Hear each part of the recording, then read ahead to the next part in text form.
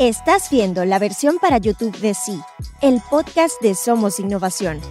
Acompáñanos a explorar cómo a través de soluciones innovadoras los latinoamericanos vamos a mejorar nuestras vidas.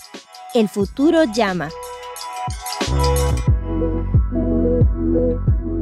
Hola, soy Federico Fernández. Bienvenidos a un nuevo episodio de Sí, el podcast de Somos Innovación. Hoy vamos a tener un episodio muy especial. Primero porque vamos a tocar un tema que quedó pendiente en el episodio que hicimos con Lorenzo Montanari, que es el índice de barreras al comercio. Y para ello vamos a conversar con el autor de este índice, que es Philip Thompson. Philip lamentablemente no habla español, por lo que esta vez vamos a hacer una excepción y lo voy a entrevistar en inglés. Espero que eso no sea un problema para la mayoría de ustedes, al menos, que están escuchando. Antes de comenzar la charla, les cuento un poquito acerca de Philip. Philip Thompson es analista de políticas en la Property Right Alliance y se especializa en legislación internacional de propiedad intelectual y política comercial. En redes pueden encontrarlo en Twitter en @philly_thump y en la web de la Property Rights Alliance. No se preocupen que en las notas del episodio voy a poner los links a ambos lugares. Philip, welcome to C. Thank you, Federico, and thanks for making your exception for my limited language capacity. No. We know you'll compensate with your great knowledge about trade, so don't worry. And I wanted, before asking you about this magnificent index that you've produced, we'll be talking about trade. So I wanted to ask you, to begin, a simple question, but I think it's let's say a very common misunderstanding, and this common view that I would like to have your opinion on is the following. Many people claim that exports are great, but imports not so much. And we should be almost even afraid of them or try to stop them somehow. Is this true? What do you think? This is a popular view, but it's quite outdated. If you look especially at the United States, where I am, particularly on cars. So from this point of view, a lot of people thought that these rich countries would be using a lot of poorer countries for producing a lot of their manufacturing, or they would be exporting a lot of their goods to these countries, and there wouldn't be a lot of exchange back and forth. It would just be dumping. But what we actually find is there's countries trade with like products. So if you look at the trade of autos, the greatest trade of autos is not between like the United States exporting to Africa or exporting to Latin America.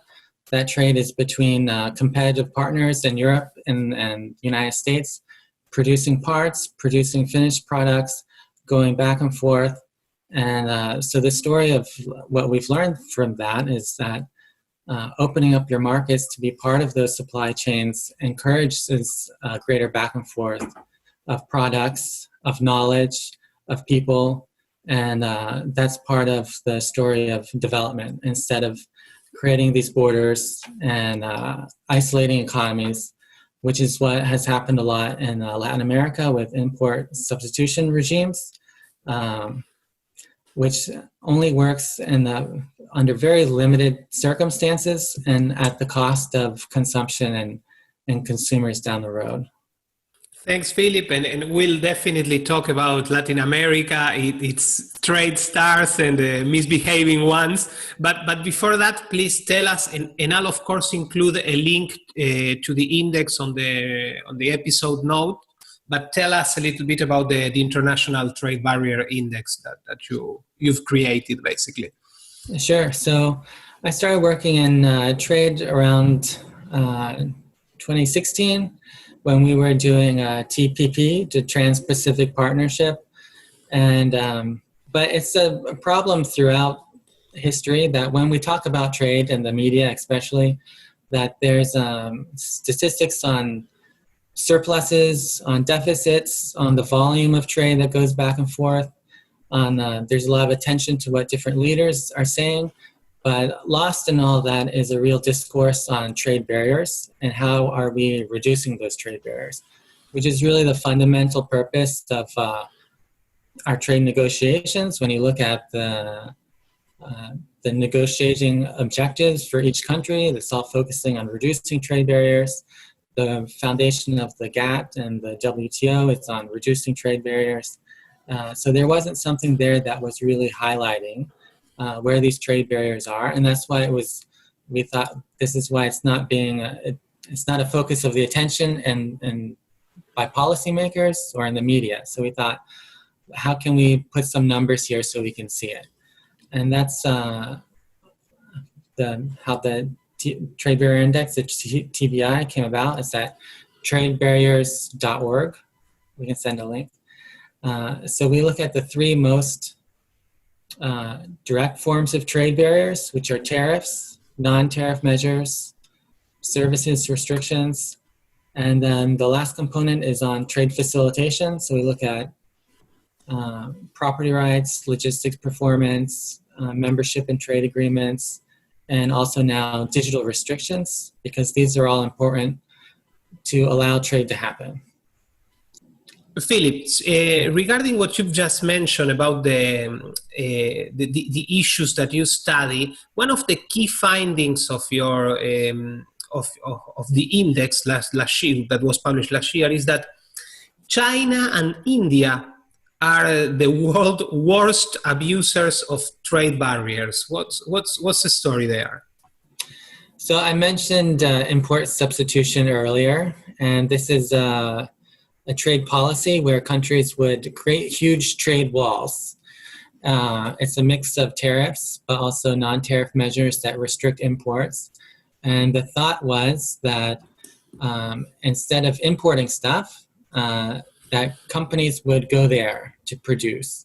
And that would be the cheaper way for companies to make products, and that this was part of an industrial strategy, that it would grow industries and jobs within those countries to produce those things.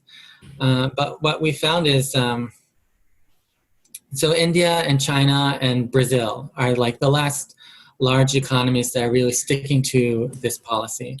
And the way they've been able to survive is they have these large domestic markets, but at the cost of huge consumer prices for end products in their countries and limited export opportunities for those products. So the only way it works is you can only produce it there, and you can't export it, and you can't import it. So they're like isolated trade islands. And so I was surprised that, I mean, we all know about China. We thought China would be near the end. I didn't know all about India, but there's huge tariffs, which are the taxes on imports, but they also have restrictions on foreign investment. They dictate in different industries how much the membership of the corporate boards. Sometimes they say a certain amount has to be a national. And they say, and this is part of what has dominated headlines in the United States about coerced technology transfers, is when you have those type of measures, you're kind of ceding some of your trade secrets, some of your knowledge and processing, and this discourages companies from not only from exporting to those countries, but even from starting in the first place. I think okay, that's perfect. And now coming to Latin America, particularly South America, two questions in one. The first one is that I saw that you have a very interesting case study about Brazil, which is one of the largest Latin American economies. And not only that, Brazil is definitely the biggest one on this trade agreement called Mercosur. What can you tell us about Brazil and Mercosur? How are they doing regarding trade? Sure. I just want to add back to the other answer that China and India are last on the Trade Barrier Index. Hong Kong and Singapore are first. first and second. I was surprised. I know we always hear about them as free trade countries. I was surprised they absolutely have zero tariffs on everything. There wasn't one product line that they thought to protect. And they have open investment, a few service restrictions. The United States, because you mentioned Mercosur, is number 54 on the index, so not very good. Even though the United States has low tariffs, we have a huge number of non-tariff measures that restrict imports, particularly on agriculture. Right next to the United States, number 53 is Paraguay, and then 56 is Uruguay, and then Argentina is 71 and Brazil 77 on the index. So when you look at how does Mercosur compare to the rest of Latin America, it actually has a little bit more trade barriers than the average for Latin America. So it's one of those trade blocs that has really, the foundation, the purpose was never really to find export markets or import markets. It was always to create this import substitution regime, and it's that's how it ends up on the statistics, and that's how it looks. Indeed, and there are. I mean, well, I don't know if you know about this, but probably you do. The current administration in Argentina is basically torpedoing every discussion that Mercosur was having with other either trade blocs or big countries such as India, for instance, in the future. And they are also trying to torpedo the recently signed agreement, which took literally like 20 years with the Europeans. That tells you a lot about both blocs, let's say, with the European Union. And that's very, I remember I wrote something about it that tells you sometimes how crazy trade regulations and trade barriers can be. I remember that the authorities, when they finally signed the agreement, they explained that one of the biggest problems that they had to face in this EU-Mercosur agreement were cars from basically Germany and Europe and meat from basically Argentina and Brazil, which are like the two greatest examples why you should have free trade between those, let's buy German cars and let the Germans buy great meat from Argentina. But no, for the bureaucracy, it was exactly the opposite. That was the main problem. Yeah, I actually made a graphic of the trade of autos across the world, and you can see these huge flows between Europe, United States and Japan, and the Brazil, Argentina are just, there's no dots there. There's nothing, in the grand scheme of things, auto trade, they're being made there. They're being made in Brazil, but it's such a small quantity, and it's hard to even register comparing the billions traded in other places.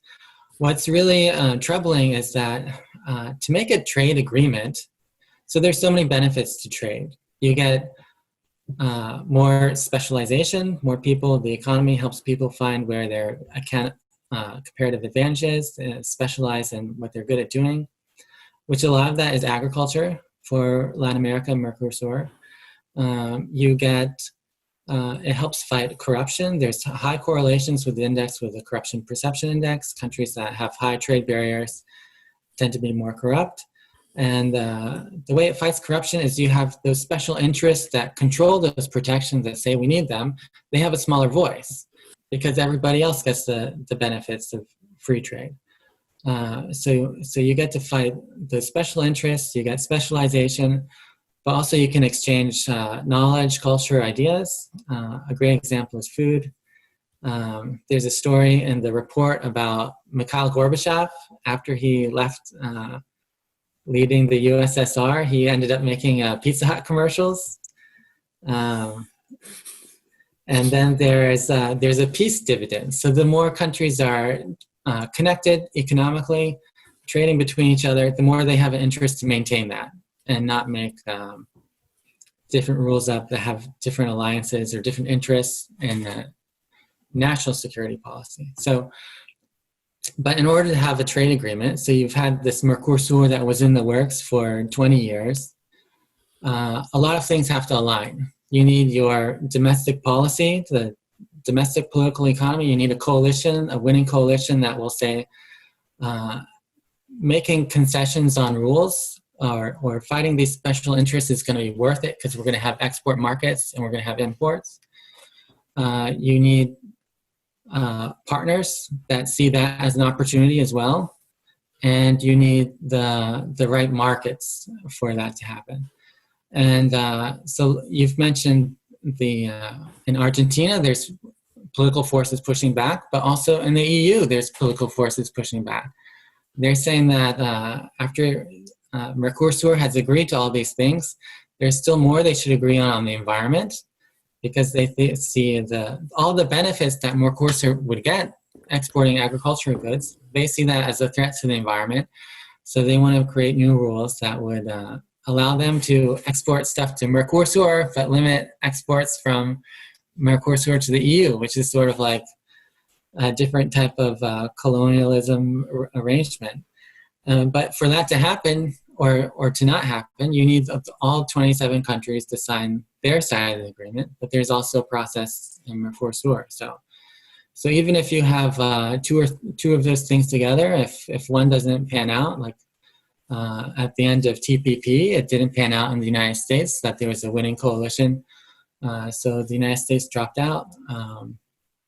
So you mentioned, I'll pause right there. I can mention, I just needed some water. Good, no problem. What's your view about trade agreements in general, particularly now, and you mentioned certain things that we have, these so-called deep and comprehensive trade agreements that many times have very good clauses, but also include certain things that have nothing to do with trade and can be questionable, at least. I just want to back up to the other question.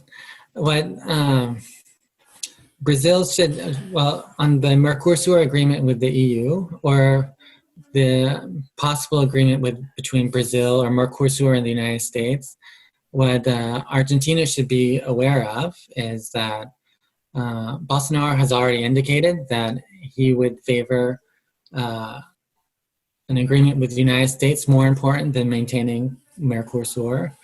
And when you look at the volume of trade between the countries, it's entirely possible for that to happen with limited repercussions for Brazil.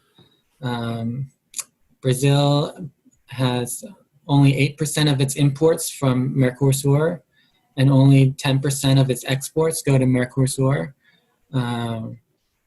Its GDP is 75% of Mercosur's GDP. So it wouldn't be like unbaking the cake like the United Kingdom is to the European Union.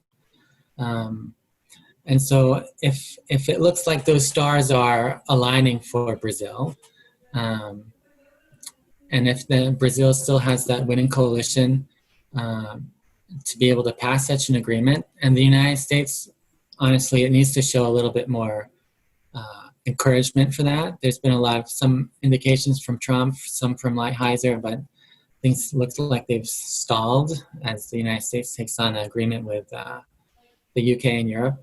But if those stars align, Argentina should be concerned that it's possible that Brazil would leave and they would lose this connection. And it's much better for Argentina to go along with the rest of Mercosur. On comprehensive agreements, like the best way to liberalize trade would be preferably unilaterally. You don't need to negotiate with all these other countries. You could just do it on your own. The problem is it's not always politically possible, because you have these special interests and they're going to say, what do we get in return?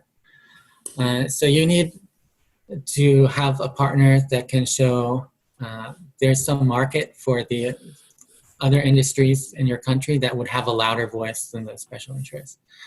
And so that's why trade agreements tend to be the most common mode of reducing trade barriers now.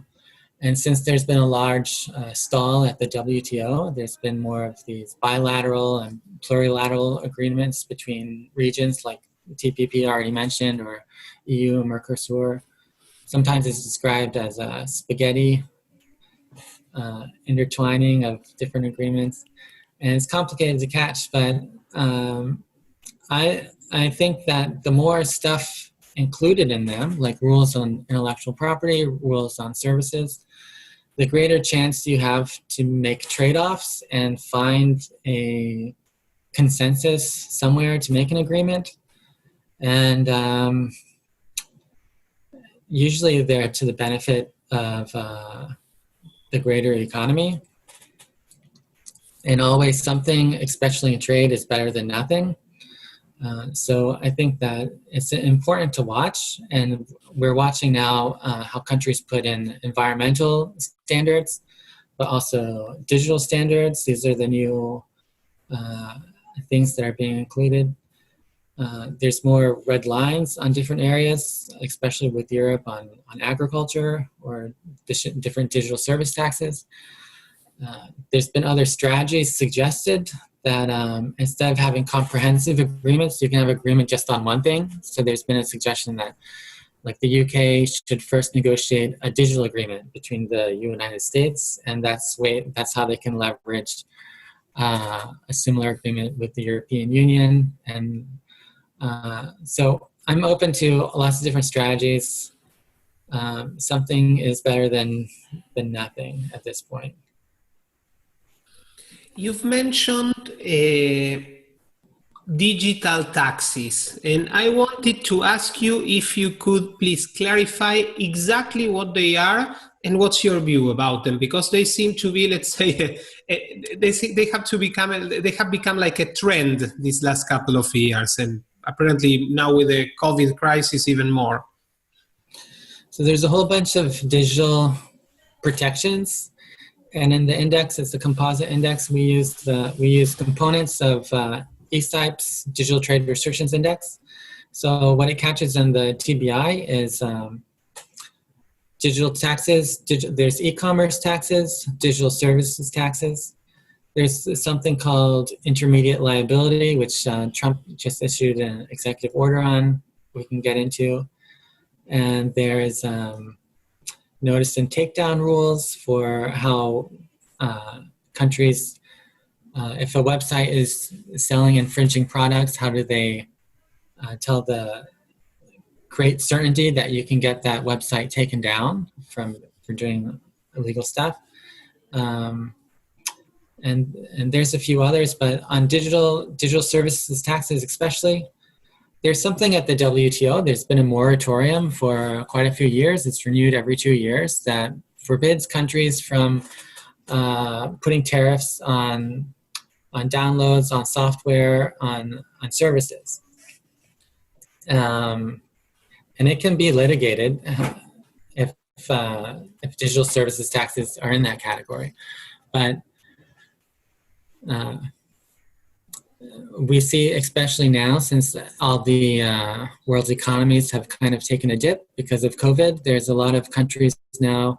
The last one was Indonesia, raising the idea how they want to get more revenue. Where you get more revenue, all the economies have turned to e-commerce because people can't go to stores, people are ordering online, and they think if you impose taxes on these e-commerce taxes and digital taxes, this is a way you can get that revenue. This largely affects domestic businesses and especially domestic startups, because the companies that they affect, Google, Amazon, Facebook, Apple, we know who they are. They have, I calculate it's like more than $6 trillion between them. Huge companies, huge share of the economy. They can adjust to these rules, and they can pass it on to everybody else. But the people who benefit really from these digital services is the coffee shop on your street. They want to catch, also privacy controls are part of Digital Trade Restrictions Index. But the coffee shop on your street, it wants to find customers, or it wants to find an export market for a special kind of coffee grain. And so they can use these digital services to find not just people who are walking across their store, but people across the world. They can use them to target customers on Facebook, on social media. And it's just a sign of how today, if we just look at our main street, our domestic industries, you are excluding the rest of the world, which is where there's more customers. So when we have these digital service taxes, e-commerce taxes, rules on privacy controls, you're not hurting those big companies. You're not encouraging startups in your own country. You're hurting the everyday businesses that you're making it harder for them to do work on the internet, which is part of everyday life today. Another component there is when we have any type of trade barrier, you have this problem of these special interests, or another way to put it is you have concentrated benefits and diffuse costs. So you have a few people that benefit. In this case, it would be the government revenue that they get from it. The costs are distributed by everybody else that is using the internet. And so nobody feels like they are a particular victim. So it's hard to create a coalition that would work against it. So in the United States, we still have some of our largest tariffs are on footwear, these are on textiles. These date back to the 1800s. I think we have a 15% tariff on shoes, which is nothing compared to what you have. But it's hard to just create a coalition of people who wear shoes that say, stop taxing my shoes. There's a few companies that make shoes in the United States. A lot of them now use robots. It's not even like they're protecting labor. So once these taxes go into place, it's hard to see how they are reversed. So this summer, there's supposed to be a WTO ministerial in Mongolia, where they're supposed to talk about this e-commerce moratorium. It was extended until this June meeting, and that has been postponed now. So we're not sure if it will expire automatically or if it will just wait until another meeting. But there's this, that the WTO and at the OECD, people are talking about digital service taxes. So it's something that I'm afraid that we might find some, instead of prohibit these taxes, find some middle ground on where it's okay. But right now, I think everyone's benefited from the internet, and it's grown exponentially since the 1990s, and it's part of our lives, and it's all been without these taxes. I don't see why it's important for countries now, because there's been so much growth in that economy, to create more regulations that would limit that growth. You've mentioned internet, big companies versus small companies regarding taxes, digital taxes particularly. And I wanted to ask you, I mean, and I know it's a very broad question, so, feel free to reply, whatever you prefer. How do you see free trade and innovation connected? Where do you see, why do you think free trade is important if you want to have innovation in your society? Thanks. So we talked about specialization, and there's so the greater interactions an economy has with exporting and importing different types of goods, the more knowledge can be transferred liberally on their own terms, the more countries can move up on supply chains. And I thought to examine that question that I had as well is there's a measure called the Economic Complexity Index, to see how that relates to the Trade Barrier Index. So the Economic Complexity Index it examines the broad range of products the country is trading and how much of a share of the global economy are those products. And so if you think of like a restaurant, so a restaurant with a large menu that's very complicated would have a higher economic complexity score, and a country that's only exporting a few like raw materials is a low complexity score. So Argentina is actually 50th on this index. If you look at Argentina's mix of trade, about 30% of exports are intermediate goods, 37% are raw goods. The main exports of Argentina right now are soy beans, soy products, soy cake, which is, and also delivery trucks, which is fine. The United States is also exporting soybeans at a much larger quantity. But it's one part of our mix of trades that we're sending across borders. On the other hand, Argentina is importing more capital goods and more consumer goods than it's exporting those. So when I looked at the relationship with the trade barrier index, there is a huge correlation with facilitation, 0.81. And in that category, it's 0.8 correlation with logistics performance, 0.76 correlation with property rights, and the same with regional trade agreements. So what that tells us is that the more you have trade partners, the more you have ports, not only ports and roads that can handle large capacity, but that the customs procedures are transparent and clear and allow goods to be transferred from ships easily, and the more property rights, the stronger property rights that allow people to own their work and control how it's used. This incentivizes or facilitates a greater exchange of goods, and then a greater exchange of more complex goods. In the context that we are living today with the coronavirus crisis, well, the forced lockdowns, etc., and all the problems that we're facing, do you think trade barriers, let's say, are harming us even a little bit more? Yeah, so the strange thing that we've seen with the COVID is we've seen a lot of countries put up export barriers, which we don't usually see. And that's in the effort to, if there's masks in your country, you want to make sure that you have those masks before everybody else. But there's been a few cases where they've put these export barriers, but you need to import components so that the manufacturer in Germany can make the respirator. You need trade to go across borders so you can make the stuff that you need. And there's no country on the earth that can make any of these products on their own. And so if you're really thinking about the benefits for your country, you need to, instead of put export barriers, reduce all the import barriers you already have. There's a lot of countries usually have zero tariffs on pharmaceuticals.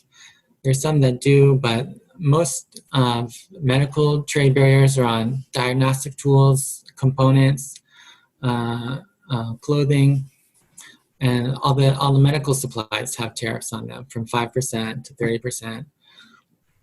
So if you're thinking about how do I get those needed supplies to my country, reducing those barriers would facilitate that to happen much faster and cheaper. There's no reason countries should be getting more revenue for the greater exchange of medical supplies. At the same time, it's also highlighted the non-tariff measures that we have on these components. Countries have rules on how their regulator needs to certify that a mask meets their standards when it's already good in Germany, it's already good in the United States, but sometimes our regulator is the FDA. They need to hold it in a warehouse and check everything. And I think this has really exposed that these are not really barriers that are helping people, but it's more of a way to control the market. Mercosur or Brazil might know that some of these regulations from the FDA is what limit exports of agricultural products. Brazil is one of the largest exporters of certain types of meat. The United States is a huge consumer of meat, but our FDA said like a couple of years ago that Brazil meat wasn't good enough for Americans. So just that one ruling completely blocks off this whole market for Americans. And no one really checks if how much this is really a benefit from, obviously, to the United States pork and cattle producers, but it comes under the guise of a health regulation, so people don't question it that much. But the reason why the United States, for instance, is 54th on the index is because we're just after China, which is last place. The United States has the most non-tariff measures on these SBS and TBT controls. You mentioned earlier, and I would like to know your opinion about that. You mentioned a certain executive order by Trump, something about liability. And besides that I would like to see I would like to know your opinion. What's your opinion in general about Trump's policies towards trade? I don't think he has done much against it, but at least the rhetoric has been quite, aggressive. And there have been in the last couple of years these talks about, a possible trade war between the US and China and things like that. What's your general view? So the executive order yesterday was about it's called Section 230 of our communications law, which is it gives intermediate liability to internet platforms, which has been so those platforms, if you think of eBay, Facebook, social media platforms, Amazon, e-commerce platforms, whenever a country, an actor on those platforms says something or sells something that would be illegal, that the platform isn't liable for what that person did. They're just the platform. And this has been, countries want to replicate our Silicon Valley, this is one of the key ingredients. All those companies, even Google, they started in garages or in dorm rooms. And the innovators, they never had to question, do I have to check with the FDA first? Do I have to check with the FCC? Is this legal? They can just do it. But in other countries, there's these strong regulations and people have to ask for permission. And so you get more top-down innovation where government's saying, we want a startup in this area, so we're going to fund it, and they're picking and choosing. And that's not helpful for a free market, and that's not helpful for the economy directing people where there are comparative advantages.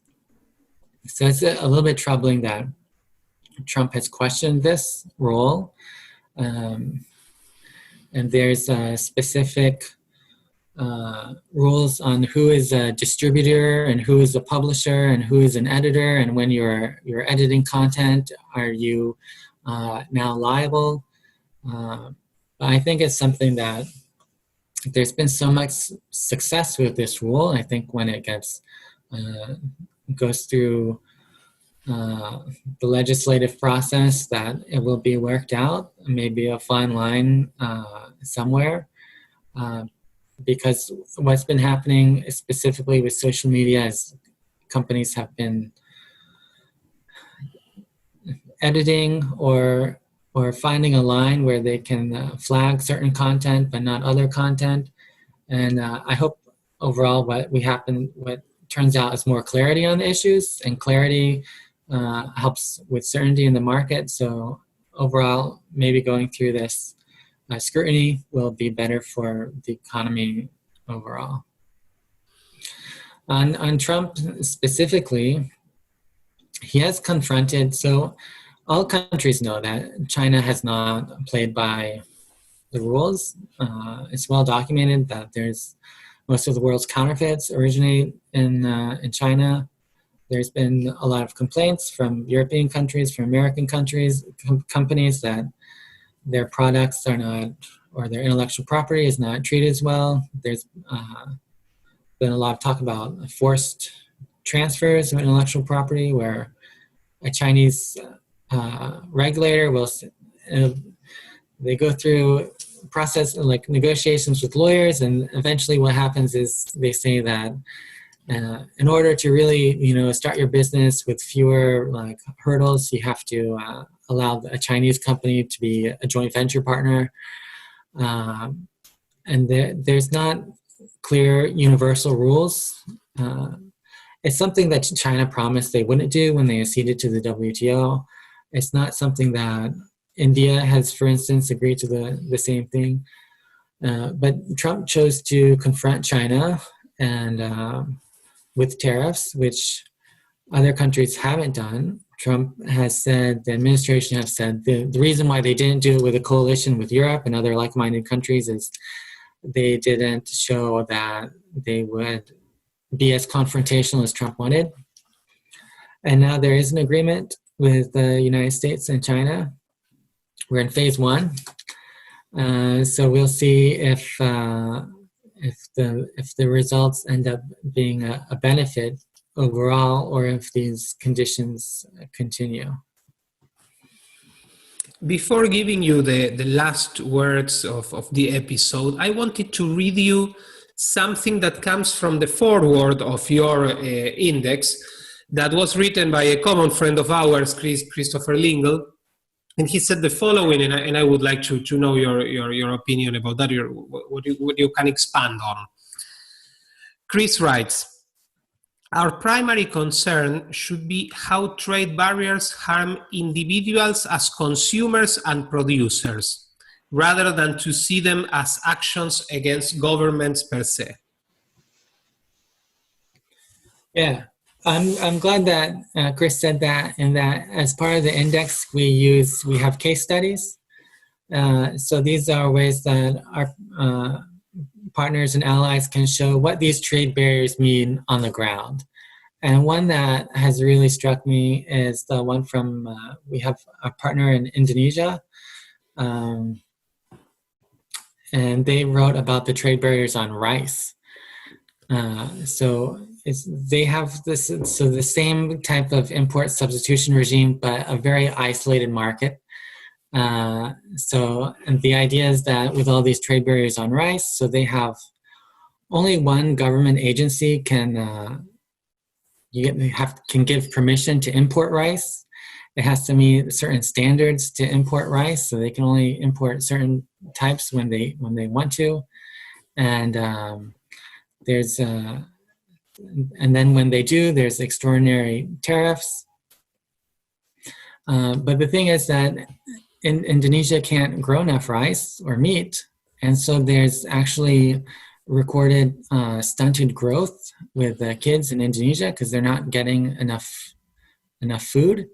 And then and when you look at the region and the Asia Pacific region, rice is like it's a staple part of the diet. It's very cheap, but Indonesia is extremely high, and so the result is that you have people that aren't healthy. Can you imagine that your trade policies result in your population having stunted growth and other like real medical casualties of your trade policy, but these vested interests encourage those barriers to be in place? There's another story from Sri Lanka about women's sanitary napkins. They thought there would be domestic producers that would make these, but these are really cheap and made by international companies, and they just haven't found it in their interest to go produce in Sri Lanka, such a small country, such a small quantity. And so there was like 100% tariff on these products, and women weren't going to school. They weren't going to work. They would have to stay home. So they managed to do an advocacy campaign and get that reduced, but it's still, I think 30% still there. So So I think that stories like that help translate how trade barriers are like Chris said, between people exchanging their services, and that they have real casualties. Indeed, thank you. I was just writing down when I was listening to you and these very telling examples that you gave us, and I'll put links on the description of the episode to the index, to the case studies, because what you've compiled, it's really an amazing work. But I was thinking of there was basically 100 years ago in Argentina, a socialist, a member of the Socialist Party. I mean, in fact, he founded the Socialist Party in Argentina, a gentleman called Juan B. Justo, and he was a staunch supporter of free trade. And his rationale for that was that free trade allowed working class people, so to speak, to access cheaper and better goods. It was like a boost for the salaries of the working people. That was the best thing free trade could do, and that's why even a socialist was in favor of free trade. Different kind of socialist, probably. No, that's very interesting. There's a lot of, I have a free trade book written by one of the negotiators for Clinton's trade team that negotiated NAFTA. And I don't have the title with me right now, but he wrote his book on after seeing all the protests in Seattle, when we had the Seattle WTO meeting in the 90s, that there were all these socialists and unions protesting everything, including like environmental standards. But one of the clear benefits of free trade is greater employment, greater standard of living, greater per capita income. But connected to that, actually, in the United States, the only time that public opinion really was a force that politicians had to concede to reduce trade barriers was actually after the Great Depression. We had this era of muckraker journalists, which would, a lot of them were socialists, and they were part of organizing labor, which back then, like, there was a lot of violence towards labor. But what they were exposing on the trade front was this corruption between companies and senators and politicians. A lot of companies would have their an official in the office with the senator saying, this is what you should do on sugar. And they were exposing this. And this is when public opinion turned to say, we want free trade, and we don't want this corruption between companies and handouts for them with the government. So it doesn't surprise me. And but I mean, what we see right now from those groups is more of this, instead of expanding markets, is more rhetoric on protecting the environment. And it's hard to see how, telling people that they can't use what they have to create jobs and to create products is somehow, and to create better opportunities for themselves, putting the environment before, what I would say is that what free trade shows is that when you have this greater exchange of goods and services, you have this more innovation, and you're able to produce more stuff more efficiently. And this is what's better for the environment. This is what's better for people. And but limiting those interactions, limiting trade, is sacrificing a future for a present that is stagnant and that's more harmful for the environment. So free trade is not just good for socialists and everybody else, but it's also better for the environment. Indeed, yeah. Thank you. Thank you very much, Philip. Before closing the episode, anything you want to tell us about Americans for Tax Reform, the Property Rights Alliance, your coming plans for 2020, indoors or outdoors? What are events or things you would like to let us know? I'm excited to go outside when this and have the pool open and the beach open. But I can tell you that one thing that ATR is doing is we've tracked over 500 measures right now that the government has relaxed to allow greater imports and to allow businesses to make products that help in this addressing COVID. For instance, some of those, we all need alcohol-based hand sanitizer, and there are a lot of rules. There's a lot of rules in Argentina on importing alcohol, on transporting alcohol. There were in the United States. We've relaxed those. And so we plan on making sure that if they work now and there wasn't any big fallout, then let's keep those measures gone and allow the market to continue supplying these necessary goods. And likewise on the trade front, we should do the same thing so we have mutual agreements on if a doctor is good enough in one country, he's good enough in one, especially to do telehealth is one. If a mask or another medical component is good enough for the United States, it should be good enough for another country, and likewise. And so I hope that the lesson that we learn from all of this is that the markets and open trade allow solutions to happen faster than they would otherwise. Thank you very much, Philip, for your time. It was really a pleasure having you. I'll switch to Spanish just to close the episode, but before, again, thank you very much. A cada uno de los que nos escuchó por el podcast o nos vio por YouTube, muchísimas gracias. No olviden suscribirse a través de cualquier app que utilicen para podcasts o a través de nuestro canal de YouTube.